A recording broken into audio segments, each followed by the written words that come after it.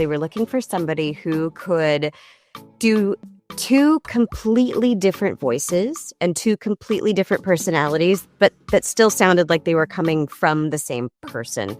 I can do, very, very high voices, but I also can do low voices. I trained as a classical vocalist when I was in college. So she keeps on trying different avatars until she lands on LLENN. And LLENN is tiny. She's like the shortest little thing, and she's got a short little haircut, and she's just a little cutie.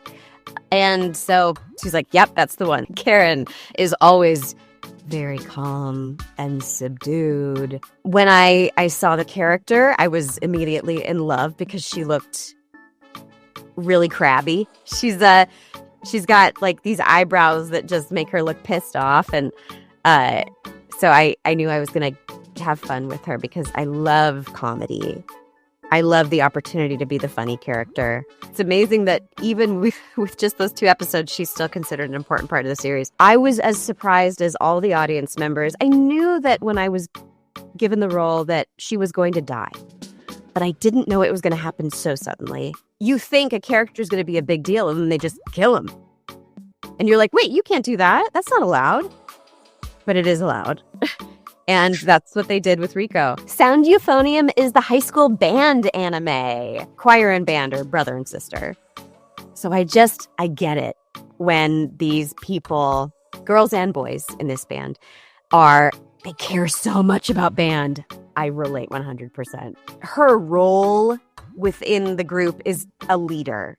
She's like the band's vice president, I think, when they start the series. And she's really confident and charming and funny. Asuka is that mentor. And they play the same instrument, which is the euphonium, which is not an instrument I was aware of before I started dubbing the show. It's like a smaller than a tuba, bigger than a saxophone. Catalea is once again the sassy, cocky leader. So maybe it's a bit of a typecast. In fact, her and Asuka, they're very similar in a lot of ways. They were the best at taking what somebody really meant and putting it beautifully in a letter. Because she is so confident and she's the boss, but she's actually a really thoughtful, kind person. Have you seen Record of Ragnarok? Yes. I play Aphrodite. She was so obsessed with books that's the way she died. She got buried under a mountain of books. I love meeting my bookworm fans at the cons most of all because